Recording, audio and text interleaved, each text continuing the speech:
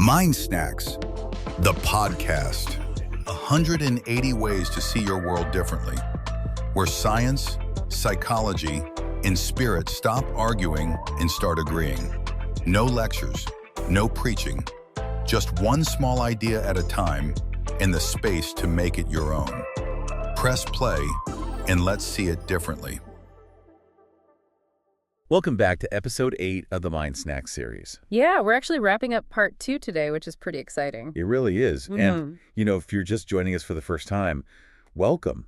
We've been moving through this really fascinating outward arc recently. Right. We've looked at the architecture of love, the subjective nature of reality. Yeah, and the complex ways we try to communicate with each other. Yeah. But today, we're sort of shifting our gaze slightly.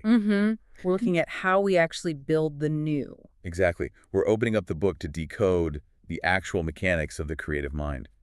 And I want to start by asking you, the listener, a question about a very specific, almost universal experience. Oh, I know where you're going with this. Have you ever noticed how your very best ideas, like the ones that cleanly solve a problem you've been banging your head against for a solid week, Right. how they almost never happen when you're actually sitting at your desk staring hard at a blinking cursor? It is the grand, frustrating irony of modern knowledge work, honestly. The harder you stare at the problem, the further away the solution seems to get. Instead, the epiphany hits you when you're, in the shower, just staring blankly at the tile, or you're walking the dog. Or hovering in that weird, fuzzy twilight space right before you fall asleep. Yes. You weren't trying to think at all, and suddenly, boom. Yeah. There it is. The perfect insight, totally fully formed. It's like magic. It feels like it. And our mission today is to figure out exactly why that happens. But before we get into the actual mechanics of that, I feel like I need to make a confession. Uh-oh. What is it? Well, whenever we start talking about creativity or the creative process, my immediate instinct is to just check out. Really?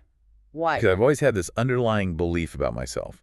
I'm an analytical person. I'm a logistical person. I am, not a quote-unquote creative person. I hear that so often. Like, I don't paint watercolors on the weekend, and I definitely don't write poetry. Okay, well, we need to stop right there, because that is the very first and probably the most destructive myth we have to dismantle today. Fair enough. Have at it. We have culturally quarantined this concept of creativity. We treat it as if it's a personality trait. Right. Or some rare genetic gift handed down by the universe to a chosen few who, wear berets and drink espresso all day. Yeah, the tortured artist trope. Exactly. But it isn't that at all. It is a universal human capacity. So like an everyday thing. Yes. Every single time you solve a logistics problem in a new way, or figure out a workaround for a broken piece of software. Okay. Or even if you just navigate a tricky conversation using an analogy you've never used before, you are actively creating. So you're saying creativity is less about the output, like making art, and more about the cognitive process of how a brain just navigates reality. Absolutely. The question is never really whether or not you are creative. What is it then? The question is whether you understand the operating system of your own mind well enough to let that creativity surface. Oh, I like that. The operating system of the mind. Which actually brings us beautifully to a concept outlined in MindSnacks number 52. Yes, the Twilight Mind. Right. And the doorway into this idea is this fantastic quote from Thomas Edison. He famously advised, "Never go to sleep without a request to your subconscious." I absolutely love the framing of that quote. Me too. Yeah. It treats the mind as like a partner you can gently negotiate with, rather than a machine you have to command. And that framing sets up the centerpiece insight here, which is fundamental to everything else we're going to talk about today. Lay it on me. It's the idea that creativity rarely responds to force. It actually grows when we loosen our grip and release our desperate need for immediate outcomes. Let go to get the idea. Right. Pushing for answers often mutes our insights, while letting go helps us hear them. Okay. I have to push back on that a little Go bit. for it. Because that feels deeply anxiety-inducing to me. I can see that. If I have a massive presentation at 9 o'clock tomorrow morning and I'm missing the core thesis, you're telling me the best thing I can do is loosen my grip and walk away. Basically. Yeah. That feels wildly irresponsible. I mean, we are conditioned to believe that if you want a result, you have to grind it out, stay at the desk. I completely understand the anxiety there. I really do. But the urge to grind it out is a fundamental failure to understand how the brain processes complex information. Okay, explain that. Psychologists who study cognition have long pointed to the incubation phase of problem solving. Incubation like a baby chick. Sort of, yeah. It's not just taking a break because you're tired. Incubation is an active, vital neurological step where you intentionally step away from the conscious processing of a problem. So you stop barking orders at your prefrontal cortex. Exactly. But how does stepping away actually produce a result? Like, what is physically happening in the brain when I stop trying to solve the problem? This is where we look at the default mode network, or the DMN. The DMN. Yeah. For a long time, early neuroscientists thought the DMN was just the brain idling. Like a car engine at a stoplight. Right. They assumed that when you weren't focused on a specific, demanding task, when you were just daydreaming or staring out the window, the brain was essentially in neutral. But it's not. Not at all. We now know that an idling brain is actually a highly active, associating brain. Okay, let me see if I can picture this. Tell me if this metaphor works. Let's hear it. I'm imagining a massive, sprawling library in my head. Okay, I'm with you. During the day, our active focus, the central executive network, I think it's called, is like the chaotic front desk. Definitely. It's handling immediate requests, processing urgent emails, dealing with what's right in front of it. Stamping the due dates. Exactly. But when you step away, when you take that shower or walk the dog, the front desk closes. And that activates the default mode network. The DMN wakes up. Right. It's like a night shift librarian who starts quietly walking the dark, dusty stacks in the back. Oh, that's good. And because there are no urgent demands, this librarian can pull a book from, say, 19th century history and place it right next to a manual on modern software architecture. Just to see if they talk to each other. Yeah. That is a phenomenal way to conceptualize it, truly. The DMN is your back-end defragmenter. Okay, back-end defragmenter. It's sifting through your memories, your sensory input, and your knowledge, looking for overlapping patterns without the strict, rigid supervision of your logical waking mind. The front desk manager is gone. Exactly. And this state is most potent when your brain waves literally slow down. Really? Like physically slow down? Yeah. When we enter the hypnagogic state, that fuzzy twilight right before sleep, the brain shifts into gentle theta waves. Theta waves. In these slower frequencies, the wall between your logical thoughts and your deep associative imagery gets very thin. Which perfectly explains Edison's quote about making a request to the subconscious before sleep. Yes. In the book, there's that wild anecdote about how Edison used to artificially hack this exact state. It's so clever. He would take these microburst naps in his armchair, holding a heavy steel ball in his hand over a metal pan. Right. So as his brain shifted into those slow theta waves, and the night shift librarian started making those weird connections, His muscles would relax. yes, his hand would open, the ball would drop, and hit the metal pan with a massive crash, waking him up instantly. So he could immediately harvest whatever strange twilight thoughts were floating through his head before his waking logic could filter them out. He was literally trapping the librarian in the act. That is just brilliant. Yeah. And Salvador Dali did the exact same thing with a heavy key, right? He did. They intuitively understood that you cannot force the DMN to work. You can only create the conditions for it to speak. You have to let go of the rigid focus. You have to. So, okay, if the first step is letting go, the natural next question is what that night shift librarian is actually doing with the books. The mechanics of it. Right.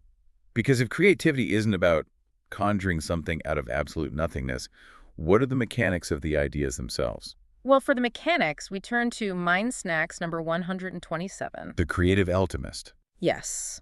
And the doorway here is a famous observation from Steve Jobs. He once said, creativity is just connecting things. Connecting things. Yeah, and the insight builds on this. Original ideas are born by connecting things we did not think belonged together, which stretches the edges of what we thought we could imagine. See, I struggle with this a little bit. How so? Well, if creativity is truly just connecting existing things together, if it's just the librarian matching up old books we already have in our heads, where does true originality come from? Oh, I see what you mean. Aren't we just endlessly remixing the same raw materials? Like, is anything actually new? It's a really fair critique, but I think it misses where the actual value is generated. Okay, tell me where the value is. The originality doesn't lie in the raw materials themselves.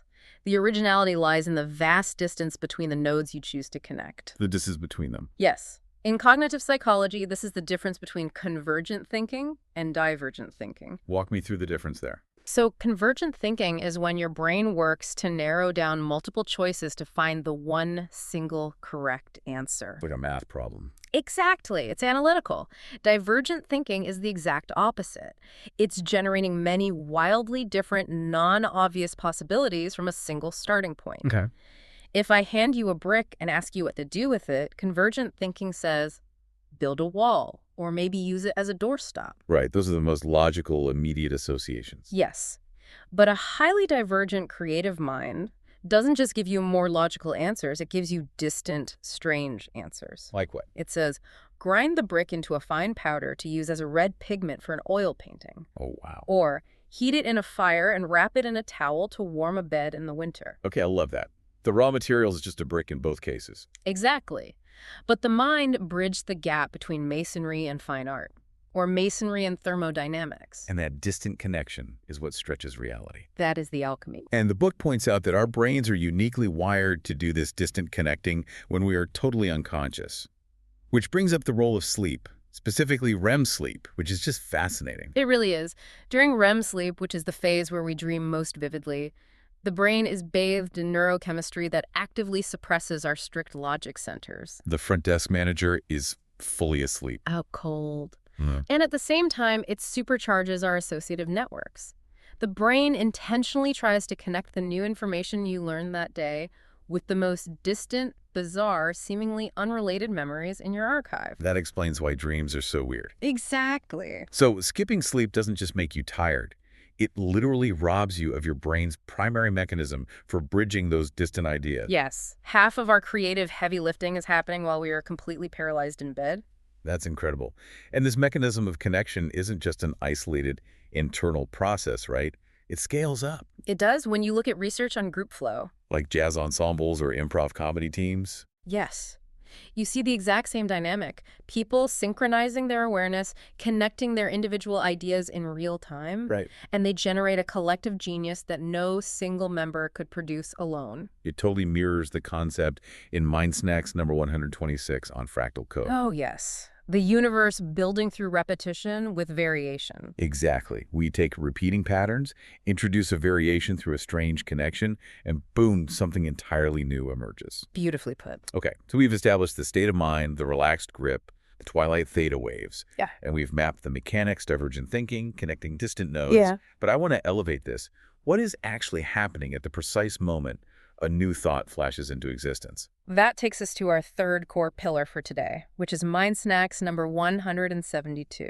The spark of imagination. Yes. And the entrance point here is Albert Einstein. He claimed, imagination is everything. It is the preview of life's coming attractions. What a quote. Right. But the takeaway here reframes how we usually interpret that. It points out that imagination is not a retreat from reality. No. No, it is the force that helps reality grow into something new. We really do treat imagination like an escape hatch, don't we? We do. We equate daydreaming with fantasy, as if it's just a way to avoid the real world. Because we misunderstand the function. Fantasy is an escape. Imagination is an act of construction. Active construction, I like that distinction. Knowledge gives us an inventory of what already exists. Imagination gives us the blueprints of what could exist next. Wow. I mean, every single medical breakthrough, every piece of technology we rely on, every architectural marvel. It all began as an invisible, weightless electrical pattern in someone's mind before it ever took physical form in reality. Precisely. And what's incredible to me is that modern neuroscience has actually photographed the exact millisecond that invisible blueprint arrives. Yes, the fMRI studies. Yeah, you were telling me earlier about Mark Beeman's research with functional MRI scanners. Let's dig into that because the mechanics of the aha moment are stunning. They really are. So Mark Beeman is a cognitive neuroscientist who wanted to see what an epiphany actually looks like biologically. Okay. He put subjects into fMRI scanners and gave them complex, distant association puzzles to solve. The brain teasers. Right. And he discovered that right before a person experiences a sudden moment of insight, there is a massive spike of high-frequency electrical activity in a very specific region of the right hemisphere. And what region is that? It's called the anterior superior temporal gyrus. Okay, we need to translate that. Yeah. What does the anterior superior temporal gyrus actually do? Like, why is it spiking? Think of that region, which is located just above your right ear, as the brain's ultimate switchboard for complex language and metaphor. This switchboard. Yeah. It's the area responsible for pulling together vastly distant semantic associations. The divergent thinking. Exactly. When you are grinding away at a problem logically using convergent thinking, your left hemisphere is dominating. The front desk is open. Right.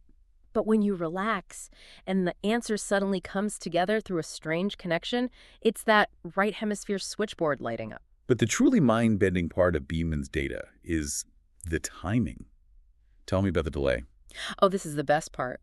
Beeman found that this massive spike of electrical activity happens a full 500 milliseconds before the person consciously reports knowing the answer.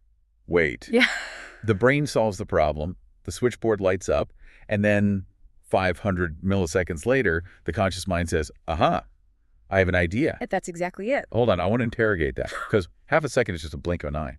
Why does a 500 millisecond delay prove anything profound about where ideas come from? Because in the realm of neurological processing, 500 milliseconds is an absolute eternity. Really? Oh, yeah. It demonstrates a clear chain of custody. It proves causality. It shows that your conscious waking identity, the you that you think of as your active mind, did not do the heavy lifting. My conscious mind isn't the engine. No, it is just the monitor displaying the results. The subconscious associative networks did the work in the dark and then delivered the finished insight to your conscious awareness. Which fundamentally redefines what it means to have an idea. It does. We don't really generate them on demand, we receive them. We receive them. And this brings us to what I find to be the most breathtaking convergence in all of this. Okay, I'm ready. Long before we had fMRI machines to measure the anterior superior temporal gyrus, Right. and centuries before we had EEGs to track theta waves, Yeah. ancient spiritual and philosophical traditions mapped this exact neurobiological reality. That's wild. They didn't have the scientific vocabulary, obviously, but their phenomenological mapping of the human experience was flawless. Let's walk through some of those because the parallels are just too precise to ignore. Start with the ancient Greeks. Right, so in ancient Greece, an artist or a poet would never claim to be the source of their own genius. Never. They believed in the muses, divine entities that bestowed inspiration. You wouldn't say, I created this masterpiece. You would say, the muse visited me. The creator viewed themselves purely as a channel. Exactly. Which is such a beautiful way to interpret that 500 millisecond delay we just talked about. It perfectly describes it. The idea arrives from elsewhere, and you are just the vessel. And Socrates talked about a similar internal dynamic, right? He did. Socrates famously spoke of his daemon.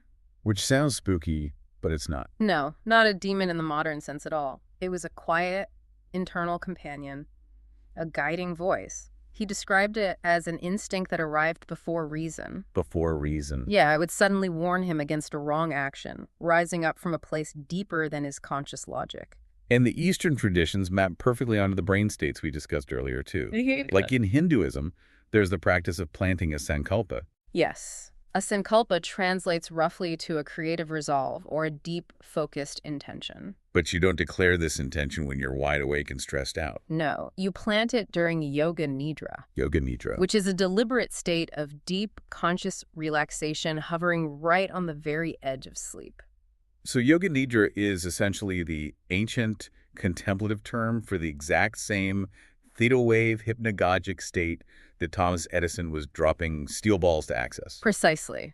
The biological mechanism is identical, only the vocabulary changes. That is just stunning. And we see it in the Sufi tradition as well. Rumi, one of the most prolific poets in human history, would compose thousands of verses while spinning in a trance-like state. Just dictating to a scribe as he spun. Yes, he viewed himself as an instrument, like a flute. He wasn't the breath, he was just the hollow reed the breath of inspiration moved through. Oh, that's gorgeous. And finally, there's the Zen concept of Shoshin. Ah, yes, beginner's mind. Shoshin is the practice of looking at a subject, even one you are an absolute master of, as if you were seeing it for the very first time. In the beginner's mind, there are many possibilities. In the expert's mind, there are few. Exactly. I feel that so acutely in my own profession, Yeah. The more of an expert I become, the more my brain immediately snaps to this standard convergent answer. It's efficient. It is, but my expertise actively blinds me to the distant, weird connections. Exactly. Expertise builds rigid neural pathways. Beginner's mind is a deliberate practice to force the brain back into divergent thinking. Wow. It's a way to protect your creative potential from the calcification of your own knowledge. Well, this actually brings our journey through part 2 of the series to a close. It really ties it all together. It does. Next time, the season goes even deeper into the architecture of the mind. But as we wrap up this specific exploration, looking at the science of the default mode network and the ancient wisdom of the muses, it all points to the exact same truth. It does. Creativity isn't about grinding harder. It's about having the courage to loosen your grip, allow the connections to form in the dark, and be quiet enough to receive them. The insight is already moving through you. You just have to create the space for it to speak. And we want to leave you with a final reflection drawing directly from the ideas in the book. As we've discussed, our modern culture of endless screens and relentless hustle actively starves our incubation time. So consider this. Think of one creative idea that has been quietly living inside you. Maybe for weeks, maybe for years. Something you have imagined but never quite let out into the world. What innovations, what beautiful solutions are we actively losing because we refuse to step away from the noise? What if this week you simply stopped forcing it and just listened? What might happen if you trusted that the idea has been waiting for you the way Edison waited for his Twilight Mind to speak? Just sit with that for a while. MindSnacks, the podcast. If something shifted the way you see things today, follow along. There's a new idea waiting in every episode. We'll see you in the next one.